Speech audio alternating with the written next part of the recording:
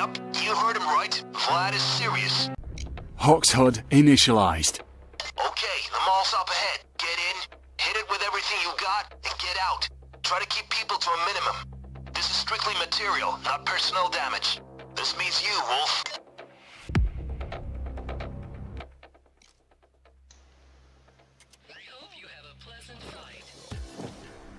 Super slow motion. Hello everyone, I am Believer and welcome to part 4 of the Payday 2 playthrough. What you just saw there was bullet time. At least I believe that's what we call it. You know, when the world around you slows down for you to react faster, exactly like when Neo dodged the bullets? Yeah, bullet time. You trigger it when there are enemies in your field of view as you put on your mask, allowing you to get the upper hand.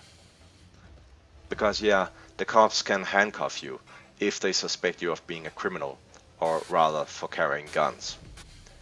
Bring heavy weaponry and they are more likely to spot you right away. This contract is an excellent opportunity to show off the saw from the Enforcer skill tree. As you can see, we are in a mall containing several ATMs. You can also hack them open with an ECM. But since we're on the clock, we are going for a more physical approach. There is no time limit for doing this contract, but there is a time limit for the achievement we're doing right now, called 1.8 million speedrun. It's almost self-explanatory. Collect $1.8 million as fast as possible in less than 50 seconds. Oh hi Bunny, do you want to help out? Weird. There's a whole community, a pretty big one at that, centered around running through games from start to finish as fast as possible. And that concept is what we call speedrunning. The saw isn't like the regular weapons for two reasons.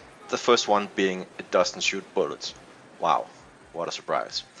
The second one is that you cannot collect ammo for it from the enemies you shoot in the same way as with regular guns. You can have 1 to 3 saw blades and you can only reload when one of them is broken. And no, cops don't carry saw blades with them. The only way to get more saw blades is by looting ammo bags. And that is no problem since the Enforcer is already most likely to bring ammo bags with him anyway. So the objective here is to destroy $50,000 worth of stuff in the mall. The owner of the mall hasn't paid protection money, and so Vlad sends us out to deal with it. There are a couple of small safe boxes and a small jewelry store inside, so there is a little chunk of money to collect as well, but the focus on destroying as much of the mall as possible. Bile, the helicopter pilot, will arrive a couple of minutes after you've destroyed enough, allowing you to escape. This escape is different from the original concept of the contract.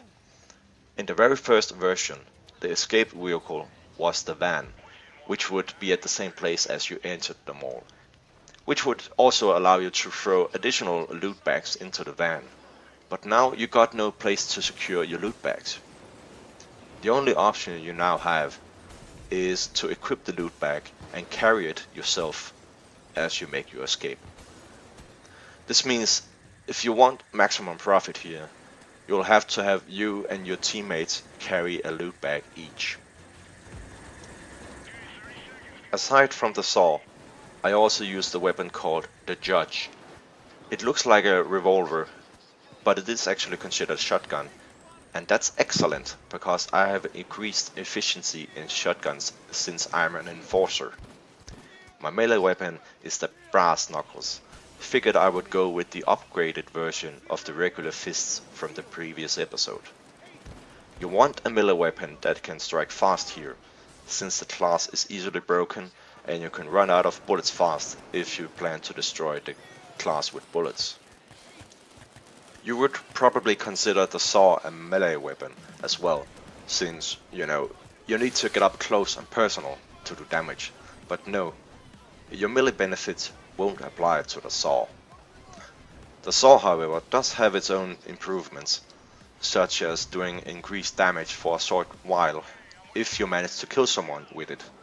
So yeah, you can start your own little chainsaw massacre killing spree if the situation is just right.